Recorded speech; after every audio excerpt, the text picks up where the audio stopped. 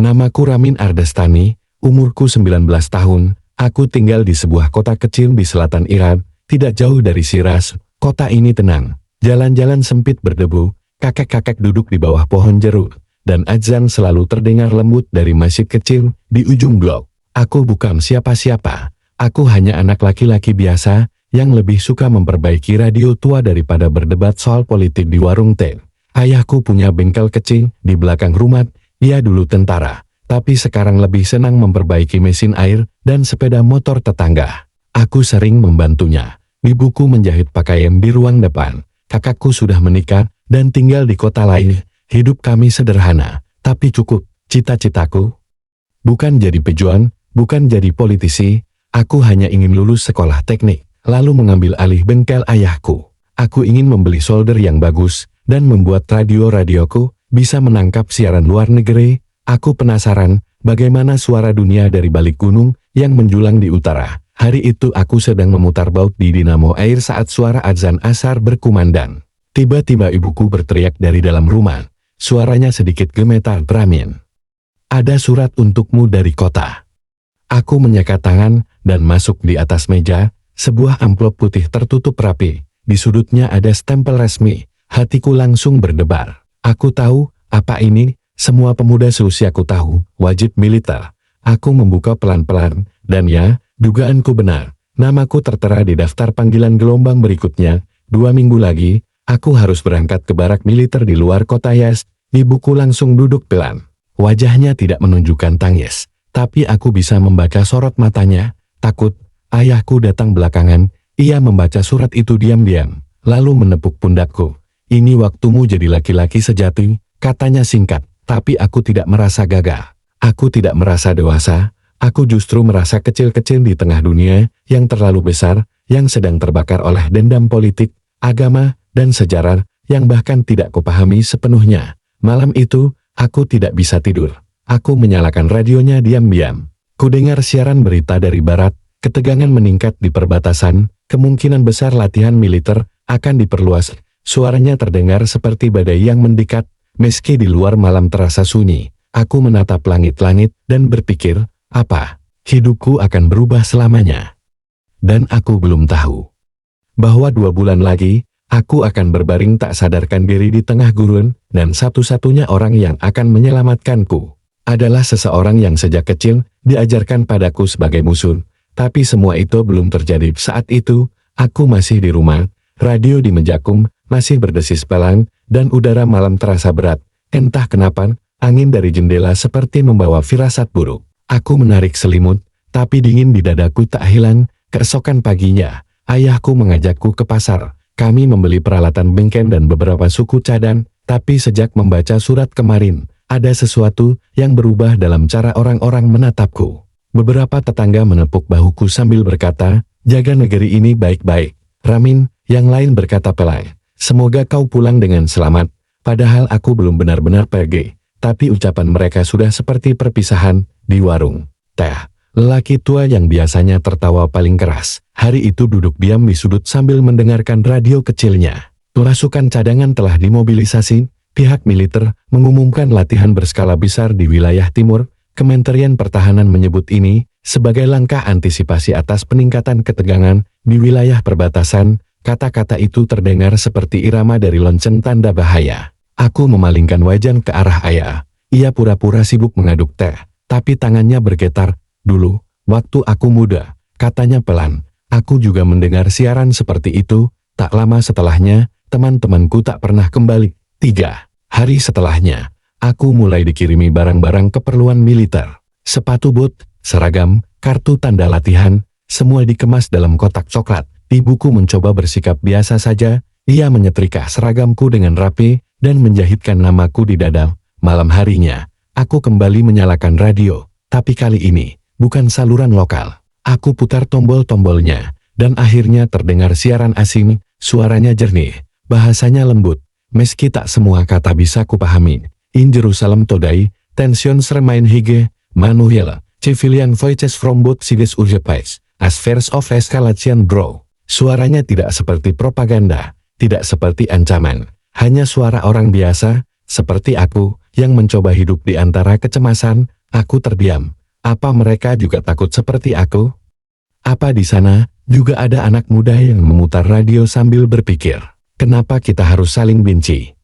Aku tak tahu jawaban pastinya. Tapi malam itu, untuk pertama kalinya, aku sadar, kebencian bisa diajarkan, tapi ketakutan itu datang dengan sendirinya. Esoknya aku berdiri di depan cermin, mengenakan seragam lengkap. Wajahku masih sama, tapi mataku berbeda. Aku belum pernah mengangkat senjata. Aku belum pernah melihat perbatasan, tapi aku tahu, langkah kakiku sudah bukan milikku lagi, dan aku belum tahu bahwa suatu hari nanti, seseorang dari seberang perbatasan itulah yang akan mengulurkan tangan saat semua orang berpaling. Namaku sudah tercatat, tidak bisa ditawar, tidak bisa ditunda. Hari keberangkatan ditulis dengan tinta merah di kalender rumah kami, seolah menandai hari berduka.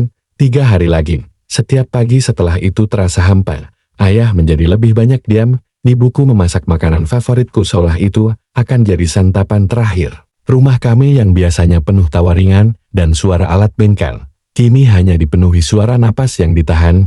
Aku mencoba bersikap biasa, tapi setiap kali aku melipat seragam di dalam koper, jantungku terasa seperti terjepit di sela semua. Persiapan, aku duduk di lantai bengkel, membongkar radio tua yang sudah lama rusak.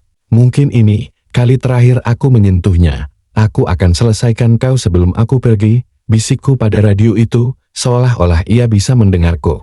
Malam sebelum keberangkatan, aku keluar ke halaman belakang sendirian. Langit di atas Shiraz bersih malam itu. Bintang-bintang bergelantungan, dan bulan seolah menatapku dengan iba. Tiba-tiba, aku mendengar langkah pelan. Ibu berdiri di belakangku, membawa secangkir teh hangat. Dulu, waktu ayahmu dipanggil bertugas, aku juga takut, katanya, tapi bukan karena dia akan terluka. Aku takut dia akan kembali sebagai orang yang berbeda. Aku menunduk, bagaimana dengan aku, Bu? Ia tersenyum kecil, lalu meletakkan tangannya di kepalaku. Jangan biarkan seragam mengubah hatimu. Pagi itu datang lebih cepat dari yang kuinginkan. Mobil militer sudah menunggu di ujung jalan. Warga kampung berkumpul diam-diam, memberi tatapan yang sulit diartikan antara bangga dan iba. Ayah memelukku singkat, lalu menyerahkan padaku sebuah benda kecil yang dibungkus kain. Ini dari aku, jangan dibuka sekarang, tapi bawalah selalu. Aku menyimpannya tanpa bertanya. Mungkin benda itu adalah harapan, mungkin juga kenangan, entahlah. Saat mobil mulai melaju, aku menoleh ke belakang.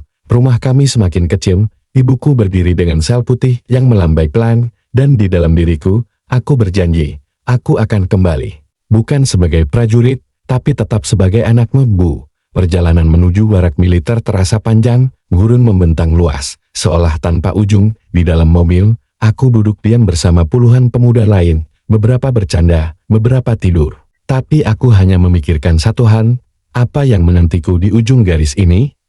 Aku belum tahu bahwa dalam beberapa minggu, aku bukan hanya akan kehilangan arah, tapi juga kehilangan semua yang kukira pasti. Hari-hari di barak militer berjalan seperti mimpi buruk yang diputar berulang-ulang.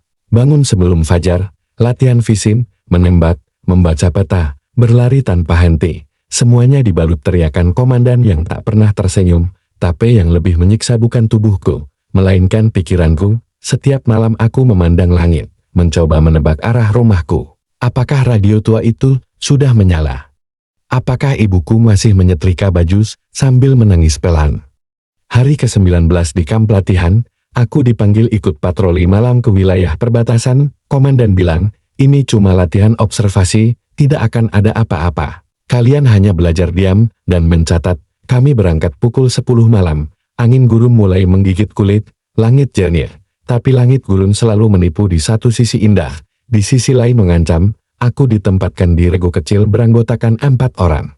Komandan menyuruh kami menyusuri jalur batu di wilayah timur. Dekat perbukitan tandus, kami tidak diizinkan menyalakan lampu, hanya peta, senter sekali pakai, dan radio genggam. Awalnya semua tenang, hanya suara pasir yang berdesir, dan langkah kaki kami yang bergantian terbenam. Tapi 1 jam kemudian, angin mulai berubah. Suaranya menderu, seperti seseorang sedang berbisik keras dari segala arah. Badai pasir datang tanpa peringatan, seketika, dunia berubah jadi kabut kekuningan yang menyakitkan mata. Pasir menampar wajah kami seperti cambuk. Aku mendengar temanku berteriak, Tunduk. Tutup mata. Ikuti suara. Tapi suara itu menghilang. Aku kehilangan arah. Nafasku sesak. Aku jatuh terguling dari lereng batu, menabrak sesuatu yang keras. Pandanganku berputar. Langit menari. Dunia seperti mengarut. Radio di tanganku pecah. Kompas jatuh entah kemana. Aku meraba pinggangku. Tas airku bocor peta. Hilang. Aku mencoba bangun. Tapi kakiku tak kuat. Mataku mulai buram. Di antara gumaman angin, aku berteriak sekuat mungkin, "Halo? Ada orang, tolong." Tak ada jawaban. Hanya langit gurun yang menatapku dingin, seperti ingin mengatakan, "Kamu sendirian sekarang." Aku tak tahu berapa lama aku tertidur atau pingsan, tapi saat aku membuka mata lagi, malam sudah lewat, dan matahari pagi menusuk kulitku dengan garangnya. Tubuhku lemah, aku mencoba berdiri, tapi hanya bisa merangkak. Gurun itu sunyi, tidak ada kendaraan, tidak ada jejak, hanya gelombang pasir yang terus bergulung seperti lautan. Aku mulai bicara pada diriku sendiri, ini cuma mimpi. Aku pasti akan ditemukan.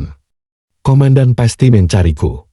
Tapi dalam hatiku, aku tahu, mungkin aku telah dilupakan. Langit makin panas, bibirku kering, aku mulai bicara ngawur, menyebut nama-nama yang tak kukenal, dan saat aku benar-benar merasa tak punya harapan, aku melihat seberkas cahaya kecil di kejauhan, seperti lentera, bergetar, bergerak. Apakah itu hayalanku? Ataukah itu tanda kehidupan? Dengan sisa tenaga, aku menyeret tubuhku ke arah cahaya itu tanpa tahu bahwa aku sedang menuju seseorang yang akan mengubah semua yang ku percaya tentang musuh dan sahabat. Aku tak ingat bagaimana aku sampai di tempat itu, yang kuingat hanya pasir, panas, dan bayangan cahaya yang menari-nari di ujung mataku. Selebihnya gelap. Saat aku membuka mata, sinar redup menembus kain tipis yang menggantung di atap. Aku sedang berbaring di atas sesuatu yang empuk. Mataku terasa berat, tapi bau harum rempat dan angin yang sejuk menenangkan. Aku mencoba duduk, tapi seluruh tubuhku seperti ditarik kembali oleh bumi. "Jangan bergerak." Suara lembut terdengar, suara yang asin, tapi hangat. Aku menoleh pelan. Seorang gadis muda duduk di sisi ruangan, membasuh kain kecil di baskom. Rambutnya sebagian tertutup kerudung biru yang lusuh, matanya coklat tua, tapi penuh cahaya. Ia terlihat lebih muda dariku, mungkin 17 atau 18, tapi wajahnya seperti menyimpan dunia yang tak pernah ku tahu. "Aku di mana?" Suaraku serak, nyaris tak terdengar. Gadis itu menatapku, ragu di tempat yang jauh dari jalan utama. "Gurun ini tidak suka orang tersesat." Aku menelan ludah pelan, "Kau siapa?" Ia diam, lalu menjawab pendek, "Namaku Nuang." Beberapa detik setelah itu, kesadaranku mulai menyusun keping-keping kenyataan. Tung, tung, suaranya masih samar, tapi perlahan, aku sadar akan sesuatu. Nama itu Nuang bukan nama dari negeriku, dan cara ia bicara, logatnya, kain penutup kepala yang berbeda. Semuanya terasa asin, berbeda. Aku gemetar. "Kau bukan orang Iran?" Ia menggeleng. "Aku orang sini, tapi jangan takut. Aku tak akan menyakitimu." Aku ingin bertanya lebih jauh, tapi tubuhku terlalu lemah untuk menyusun pertanyaan. Yang bisa kulakukan hanya bernafas pelan, dan diam-diam mengamati. Ruangan ini sempit, dindingnya dari tanah liat, ada rak kayu kecil berisi botol kaca dan tanaman kering. Di luar, terdengar suara kambing mengembik. Aku berada di rumah seseorang, seseorang yang seharusnya ada di sisi seberang konflik, seseorang yang dari kecilku percaya sebagai bagian dari musuh. Tapi kenyataannya, dialah yang menyelamatkanku dari kematian. Malamnya, aku mulai bisa duduk bersandar. Noah memberiku air hangat yang dicampur madu. Lalu ia duduk di seberangku, memandangi bulan yang menggantung di luar jendela kecil. Aku menemukanmu dekat sumur tua. Hampir ku biarkan saja, tapi nenekku bilang, siapapun yang ditemukan di gurun harus diselamatkan, walaupun dia tentara dari negeri musuh. Tanyaku pelan, setengah mencoba. Noah tidak menjawab, ia hanya berkata, manusia tetap manusia. Di gurun, itu satu-satunya hukum yang berlaku. Malam itu aku tak bisa tidur, bukan karena sakit, tapi karena satu pertanyaan berputar terus dalam pikiranku. Bagaimana bisa seseorang yang kuanggap musuh menjadi satu-satunya alasan aku masih hidup? Malam itu dingin, langit di atas gurun terbentang luas, penuh bintang, tapi tak ada yang lebih menusuk dibanding tatapan Noah dari seberang ruangan. Ia menatapku sambil memegang kain basah, masih meneteskan air ke dalam baskom. Mata itu tak sedang penuh kasih, tapi juga tak benci.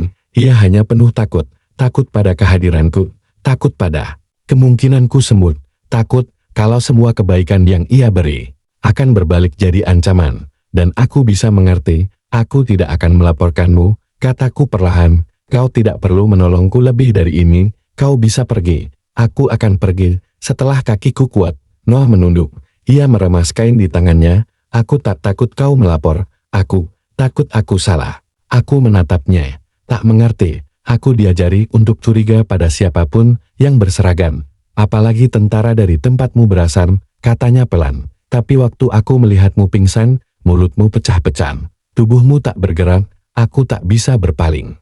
Aku pikir, kalau aku biarkan kau mati, maka aku sama saja seperti dunia yang selama ini ku protes. Kata-katanya menancap diam-diam di dalam hatiku.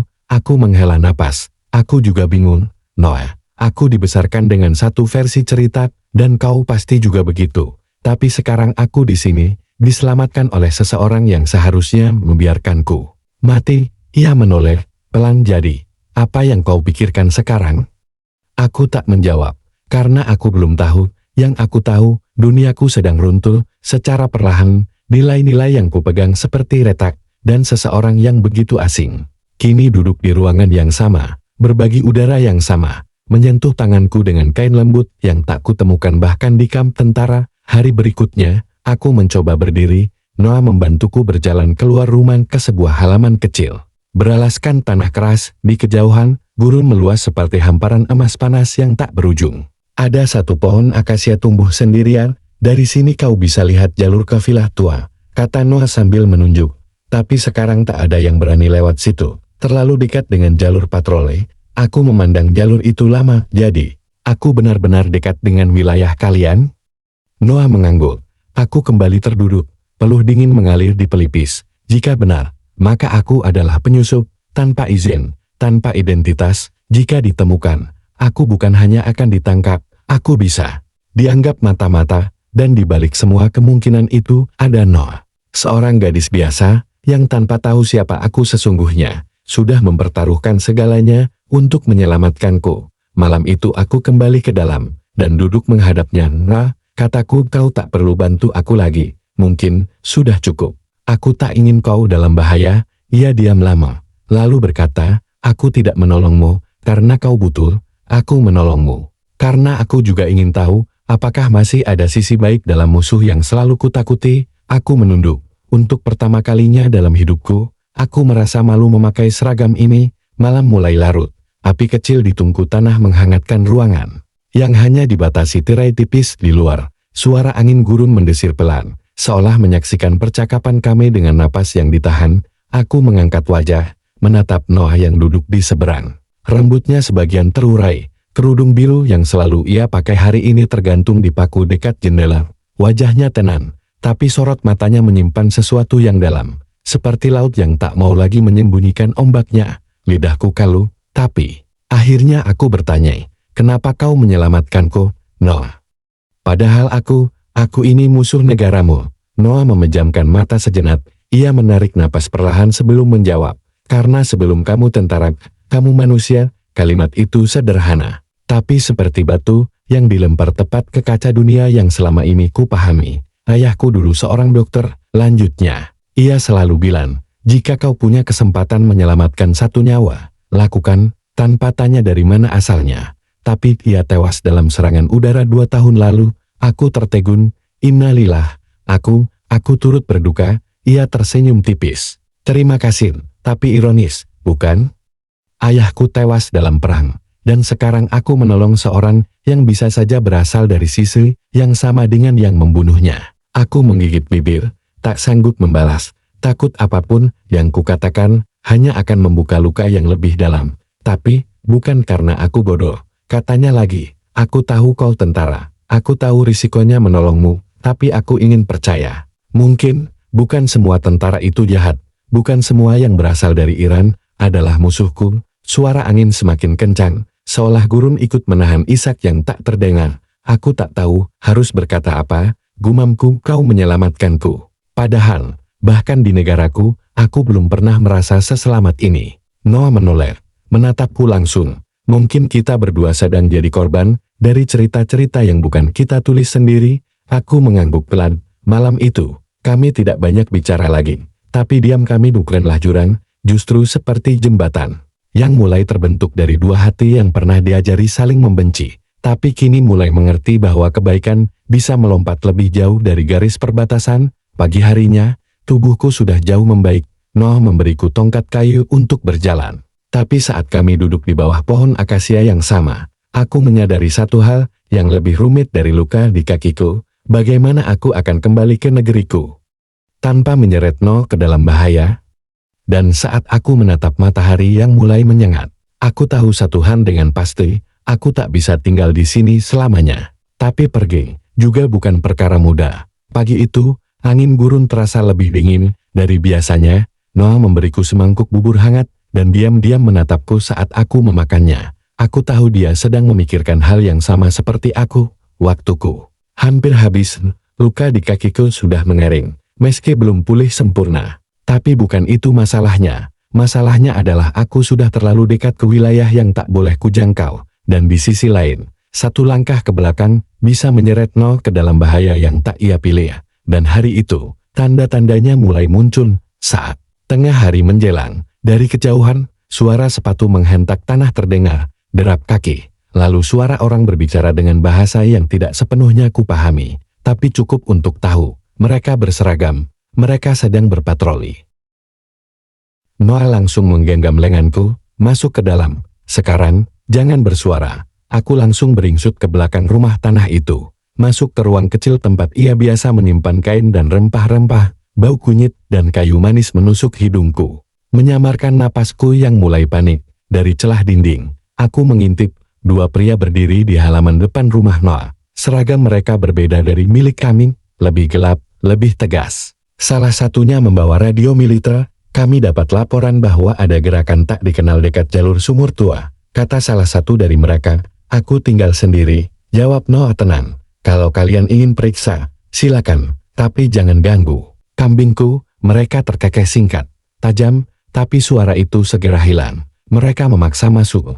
Langkah kaki menghantam lantai, dan sepasang sepatu berhenti. Tepat di depan tempat persembunyianku, jantungku berdetak keras, terlalu keras. Aku menahan napas. Di luar, Noah berkata cepat, itu hanya ruang simpan. Tidak ada apa-apa, banyak ular kecil di sana. Kalian bisa digigit. Beberapa detik yang terasa seperti sahabat berlalu. Lalu, langkah kaki itu menjauh. Salah satu dari mereka tertawa kecil. Kau memang gadis aneh, Noah, tapi kami akan kembali besok. Kalau kau sembunyikan sesuatu, kami akan tahu. Saat suara mereka lenyap di telan gurun, Noah membuka pintu persembunyian, wajahnya pucat, tapi tegar. Mereka mulai mencium jejakmu. Katanya, aku mengangguk pelan. Tenggorokanku kering. Kalau aku tertangkap, mereka akan mengira kau menyembunyikan musuh. Mereka bisa menyegel atau bahkan membunuhmu. Noah diam, lalu berkata lirih, kalau aku biarkan kau pergi sekarang, kau tak akan selamat di gurun. Tapi kalau aku biarkan kau tinggal, aku juga bisa kehilangan semuanya. Kami duduk di lantai tanah, berdua dalam diam. Tak ada kata yang bisa menyelesaikan masalah ini.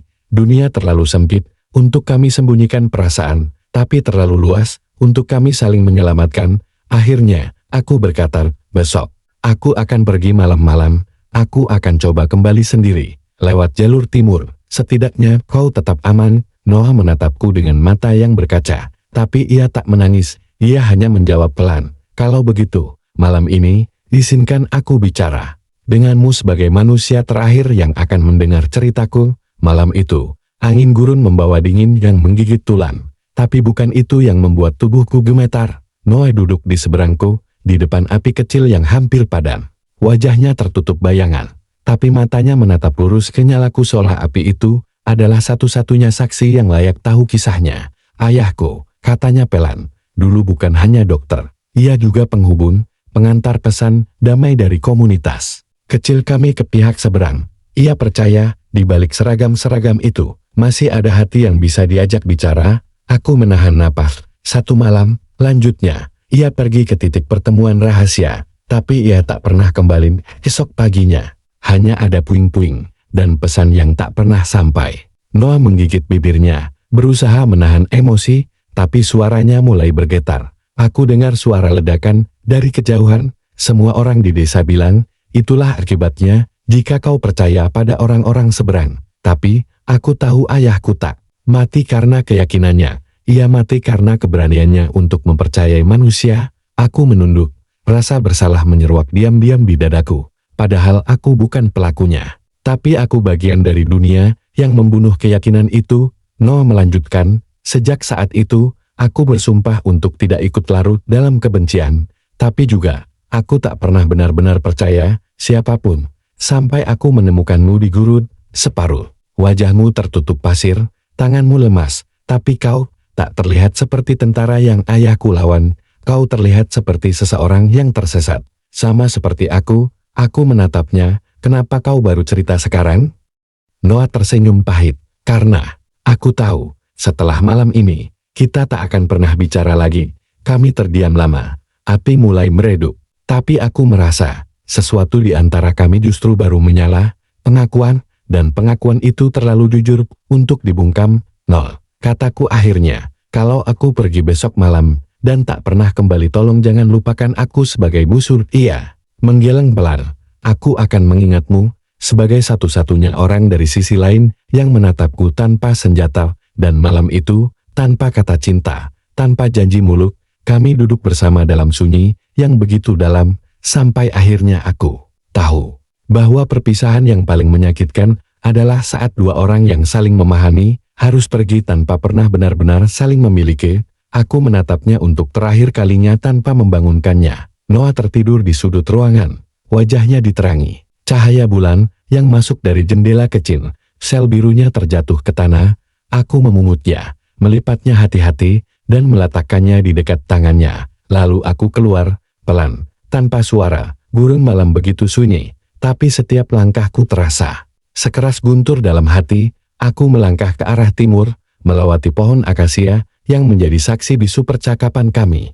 Angin berhembus pelan, seakan bertanya, kau benar-benar mau meninggalkan satu-satunya tempat di mana kau diselamatkan, bukan karena seragam, tapi karena hati.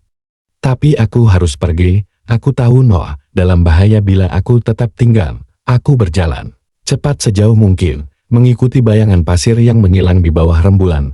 Tapi semakin jauh aku melangkah, bayangan Noah justru semakin membesar dalam pikiranku. Senyumnya, sorot matanya, cerita tentang ayahnya, semuanya tak mau hilang. Bayangannya tinggal di belakang mata, di bawah kulit, di dalam dada. 2 jam berlalu, kaki kiriku mulai gemetar, nafas berat, tapi aku terus berjalan, hingga aku melihat cahaya kecil di kejauhan. Bukan bintang, bukan bulan, tapi lampu dari menara pengawas perbatasan. Aku berhasil, atau seharusnya begitu. Tapi ketika aku mendekat, aku melihat 2 kendaraan militer sedang berhenti. Ada 4 orang bersenjata berjaga. Mereka terlihat tegang, berbicara cepat dengan nada curiga. Dan tiba-tiba aku sadar, aku sedang menuju satu-satunya jalan pulang yang juga bisa jadi akhir hidupku. Aku menyelinap ke balik batu besar, menahan napas, mencoba mengingat semua pelatihan yang pernah ku pelajarin, tapi tubuhku terlalu lelah, otakku kabur, dan hatiku berat. Aku bisa maju dan menyerahkan diri. Aku bisa kembali ke rumah Noah dan menyeretnya ke dalam masalah, atau aku bisa terus berjalan ke arah lain dan menghilang. Dalam kebingungan itu, aku memejamkan mata, dan yang pertama muncul bukan patah, bukan perintah militer, bukan wajah komandan, tapi mata Noah, tatapan yang pernah menyelamatkanku tanpa alasan, tanpa syarat, tanpa takut. Aku membuka mata lagi, dan saat itu, aku tahu, aku tidak bisa kembali begitu saja, tidak dengan membawa luka yang belum sembuh, dan hati yang belum jujur. Maka aku mundur, bukan karena takut, tapi karena aku sadar. Aku belum siap kembali ke dunia lama, tanpa menyelesaikan apa yang baru saja dimulai. Tapi dunia tak menunggu kita siap. Aku baru sempat berbalik, mencoba menyusun langkah kembali ke arah lain entah kemana, ketika suara itu datang, berhenti. 1. Cahaya senter menyorot tajam ke arahku, disusul 2 lagi. Aku menutup mata, silau panik. Dalam satu gerakan refleks, aku mencoba merunduk di balik batu, tapi suara kokangan senjata menghentikanku. Angkat tanganmu. Jangan bergerak. Aku berdiri perlahan, tangan terangkat, Keringat dingin membasahi punggungku meski udara gurun beku. Aku bisa merasakan degup jantungku berdentam di telinga. Siapa kau? Dari mana asalmu? Aku tak menjawab. Aku tahu, satu kata yang salah bisa membuat segalanya berakhir. Tapi sebelum aku sempat bicara, seseorang dari belakang pasukan itu melangkah maju. Suaranya rendah, tapi tegas. Biar aku yang bicara. Lalu suara itu mengucapkan namaku, lengkap dengan aksen kampung halamanku. Ramin Sajat, katanya.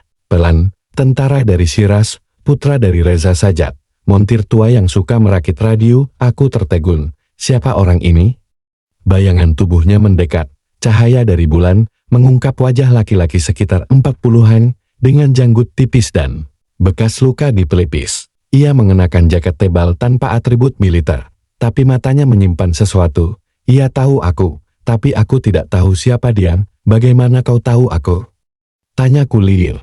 Ia tersenyum samar. Guruku pernah mengenal ayahmu dulu, sebelum semua ini dimulai. Dunia kita pernah lebih kecil dan lebih damai. Aku hampir tak percaya, tapi sebelum aku sempat bertanya lebih banyak, ia memberi isyarat kepada yang lain. Turunkan senjata, dia bukan ancaman. Para penjaga tampak ragu, tapi akhirnya menurutin. Kenapa? Kau di sini, Ramin? Tanyanya. Apa yang kau cari di wilayah yang bahkan burung pun enggan singgah? Aku menghela napas panjang. Bukan apa yang ku cari. Tapi siapa? Wajah pria itu menegang sedikit.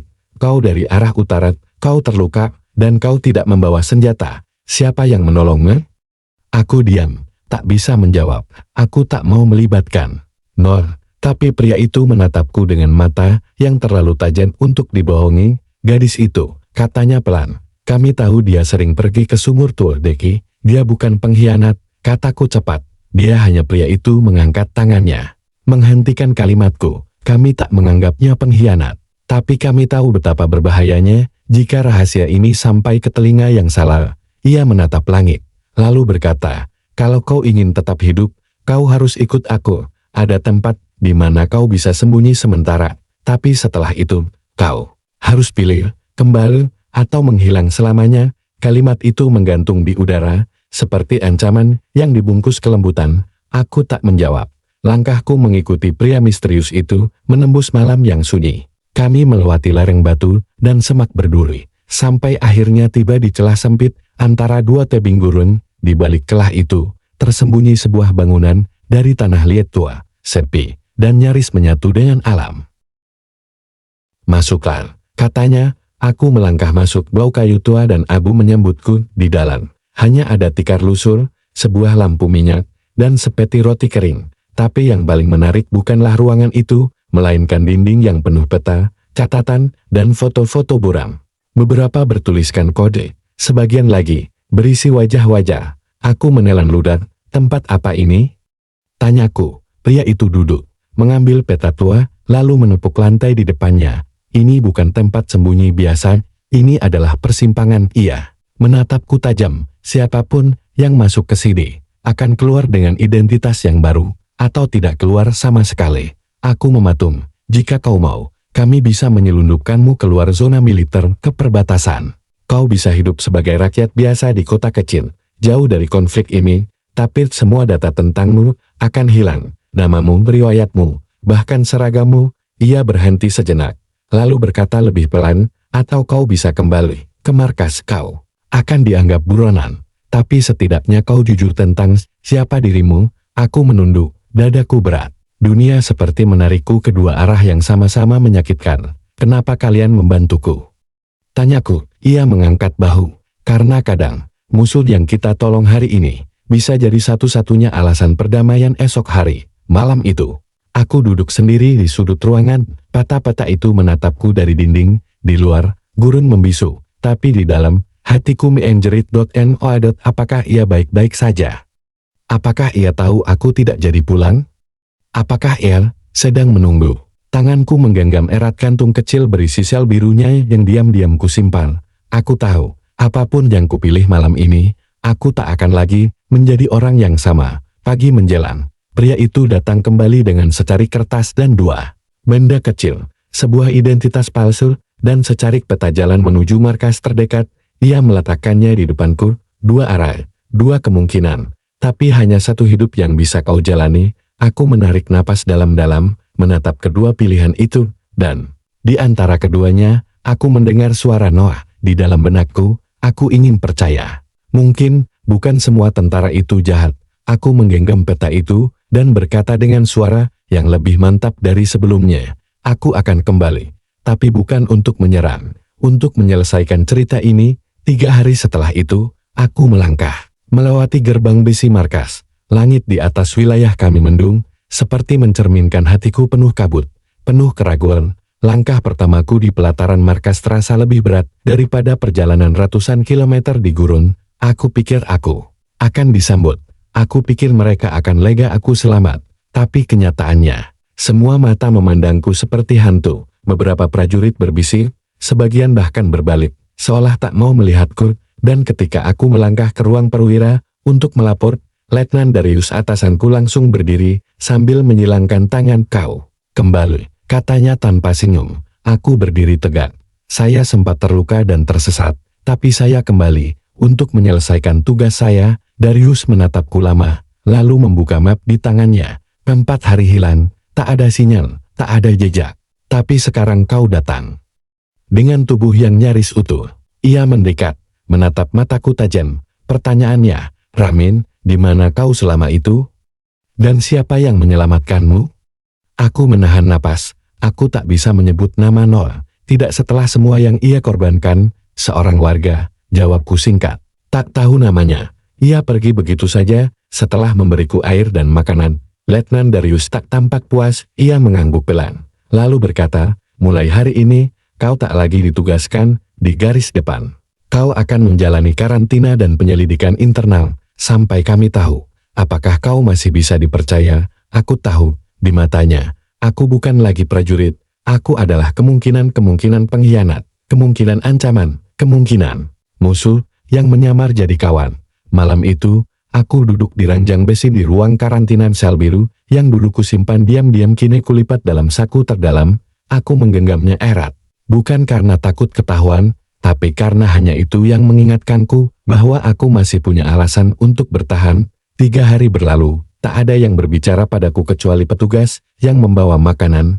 Tapi pagi hari keempat, sebuah surat diletakkan di mejaku tanpa nama pengirim. Hanya satu kalimat tertulis di atas kertas lusuh itu. Jangan percaya siapapun, termasuk yang kau pikir teman. Tanganku bergetar, karena tulisan tangan itu, aku kenal. Dan aku tahu persis siapa yang mengirimkannya. Orang itu tahu Noah, dan tahu aku telah memilih untuk kembali. Tanganku menggenggam surat itu erat-erat, tapi jantungku berdegup lebih keras daripada kertas yang mulai kusut di genggaman. Siapapun yang mengirim surat ini, tahu sesuatu yang hanya bisa diketahui oleh orang yang terlibat. Dan yang lebih berbahaya, dia juga tahu di mana Noah berada. Aku tak bisa diam, bukan hanya karena hidupku sedang diawasi, tapi karena Noah, satu-satunya yang menyelamatkanku dengan hati, kini justru dalam bahaya. Karena aku, malam itu aku pura-pura tidur lebih awal, dan saat pengawas malam lengah, aku keluar diam-diam lewat ventilasi tua di kamar karantina. Tubuhku mungkin belum pulih sepenuhnya, tapi dorongan batin ini lebih kuat daripada semua rasa sakit. Aku menuju ke satu-satunya tempat yang mungkin jadi kunci, ruang arsip komunikasi. Jika benar Noah sedang diawasi, maka percakapan dan laporan patroli yang lewat gurun pasti sudah masuk ke data pusat. Dan benar saja di layar monitor tua itu, ada koordinat dari wilayah dekat sumur tua. 2 hari lalu, mereka tahu, mereka mencurigainya, mereka akan datang. Aku menarik napas panjang, lalu mengambil peta, selembar identitas lama milikku, dan pistol kecil dari laci penyimpanan. Bukan untuk menyerang tapi untuk bertahan. Jika aku terlambat, aku berlari keluar markas sebelum fajar, menumpang truk suplai yang hendak kembali ke utara. Tak ada yang curiga aku masih mengenakan seragam. Perjalanan menuju gurun kembali adalah perjalanan yang membuatku sadar. Aku tidak hanya kembali untuk menyelamatkan Noah, tapi juga untuk menyelamatkan bagian dari diriku yang pernah ia bangkitkan saat matahari naik. Aku tiba di perbukitan karang yang mengarah ke rumah Noah. Tapi rumah itu kosong, pintu terbuka, api tungku padam, sel biru tergantung di dinding. Tak ada tanda-tanda kehidupan, tapi di tanah ada jejak sepatu, banyak dan pecahan kendi. Mereka sudah datang, Aku mengikuti jejak itu ke arah sumur Tuor, dan di sana, aku melihat Noah, dua tentara berseragam asing, sedang menggiringnya. Sementara, satu orang aku mengenal wajahnya adalah salah satu perwira, yang dulu ikut berpatroli, saat aku hilang. Dia yang tahu tempat ini, dia yang dulu tertawa pada Non saat ia bicara soal kambing, dialah pengkhianat itu. Aku bersembunyi di balik batu. Berpikir cepat. Jika aku muncul begitu saja, mereka bisa menembakku. Tapi jika aku tunggu terlalu lama, Noah bisa diambil. Atau lebih buruk dihilangkan diam-diam. Lalu aku ingat kalimat Noah waktu itu. Aku menolongmu bukan karena kau butuh, tapi karena aku ingin percaya. Maka sekarang, giliranku untuk percaya. Percaya bahwa satu kebaikan tidak boleh dibayar dengan kematian. Aku melompat keluar dari persembunyian dan berteriak, lepaskan dia. Dia bukan siapa-siapa, akulah yang berutang nyawa padanya, semua. Menoleh, senjata diangkat, tapi sebelum pelatuk ditarik, aku mengangkat kedua tangan tinggi-tinggi dan berjalan perlahan ke arah mereka. Ambil aku, tangkap aku, tapi biarkan dia pergi. Dia bukan tentara, bukan pengintai, dia hanya manusia yang pernah berani menyelamatkan musuh.